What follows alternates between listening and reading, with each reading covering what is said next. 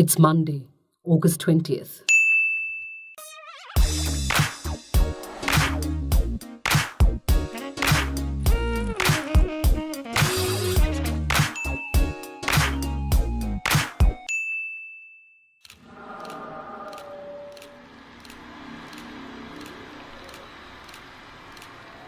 The full magnitude of the devastation unleashed by the rains in Kerala will only become clear once conditions are conducive to stock taking. But those in the know are already saying it is the worst floods in nearly a century since 1924, the southern state's reference year for the unprecedented catastrophe wreaked by the fury of floodwaters. Then, 3 weeks of incessant rains had submerged many districts of present-day Kerala. Old-timers talk of how an entire hill, the Karindirimala, was washed away in floodwaters, and in the process, the road to Munnar. How much rainfall did Kerala receive in 1924? The highest in its recorded history, 3,368 millimeters. How much rainfall has Kerala received this year? Up to August 15th, the state had already received a cumulative 2,091.1 millimeters. It is, remember, expected to rain for a few more weeks.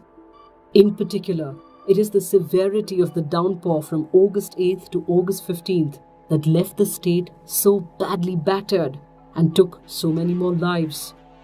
What factors, apart from the volume and severity of rainfall in short periods, led to devastation on such a scale?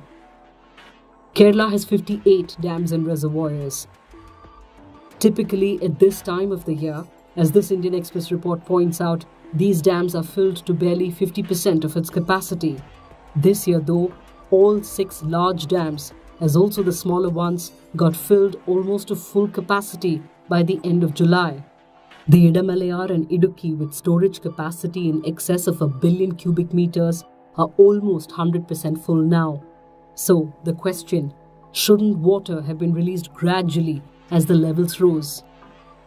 A review meeting of disaster authorities under the Union Home Ministry reportedly questioned the state for not gradually releasing water from its dams, with one senior official reportedly saying, had water been released gradually, the crisis could have been contained. The Central Water Commission specifies a rule curve for the operation of reservoirs and dams, which essentially lays out ideal storage or empty space planned to be achieved in a reservoir under different conditions of probabilities of inflow. The rule curve as such does not give the amount of water to be released from the reservoir. It depends on the forecast of inflows, demands to be met, and flooding conditions of the downstream channels. There are doubts over whether this was observed by authorities in Kerala. How did encroachments lead to the river reclaiming itself? Kerala, remember, is situated along the Western Ghats. Environmentalists say most of the regions impacted by the rains were classified ecologically sensitive by the Madhav Gadgil Committee in its 2011 report. The committee had suggested classifying 140,000 kilometers of the Western Ghats into 3 zones as per the requirement of environmental protection in the areas.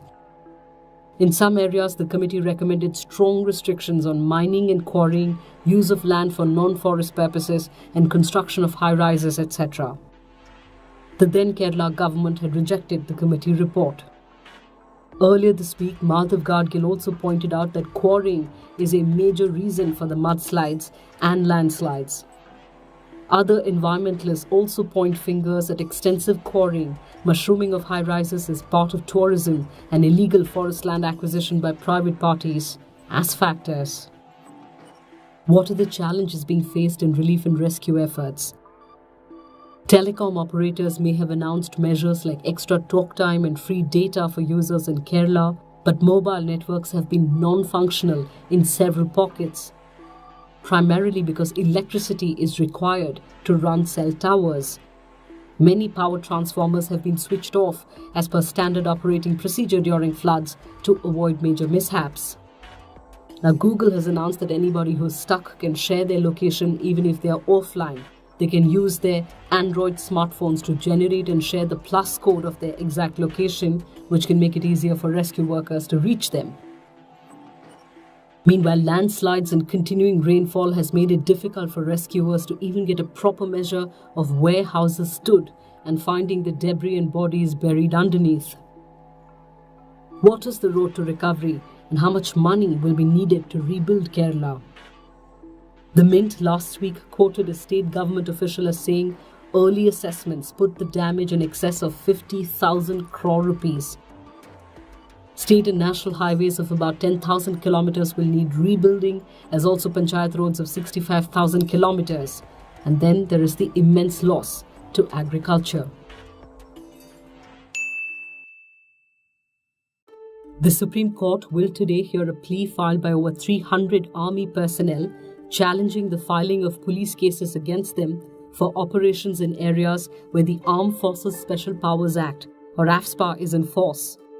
The petition states that registration of FIRs against army personnel was against the provisions of AFSPA, as the Act grants immunity to them against the prosecution for actions performed during official duties. Army personnel are being prosecuted for alleged excesses and fake encounters, such as in Manipur. The Supreme Court had in July last year ordered a CBI probe into the alleged extrajudicial killings by the Army, Assam Rifles and Manipur Police in Manipur. A public interest litigation had alleged over 1,500 extrajudicial killings in Manipur between 2002 and 2012 by security forces and the state police.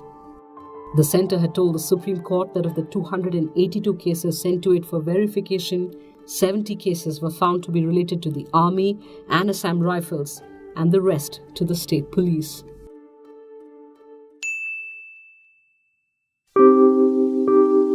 In one of the worst casualties of the 3-year-old Yemen war, 40 children below the age of 10 were killed in southern Yemen earlier this month.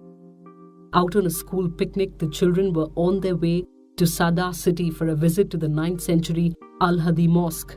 Killed by an air raid, they never made it. The attack also killed 11 others in the area.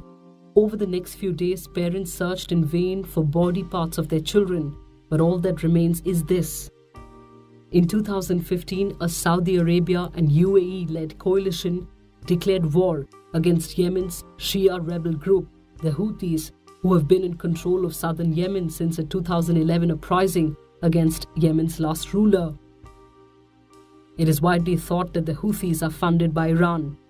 After increasing allegations of war crimes, the UN blacklisted the coalition and asked them to conduct an investigation into the incident.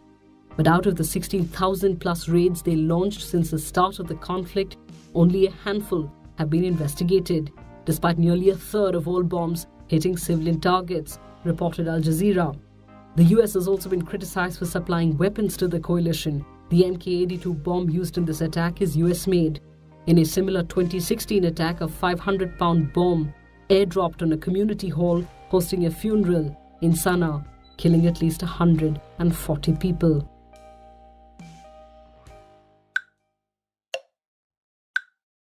Around 6 p.m. on Independence Day in Mumbai's Baikla Zoo, an egg began to crack. Out came a fluffy 75-gram being, the first penguin to be born in India. Carefully watched and warmed by proud parents Flipper and Mr. Mold, the baby Humboldt penguin should be able to open its eyes today and should be able to walk by Thursday. Its gender will be ascertained through a DNA test, and it still needs a name. For now, we're going with Freedom Baby. We'll see you soon.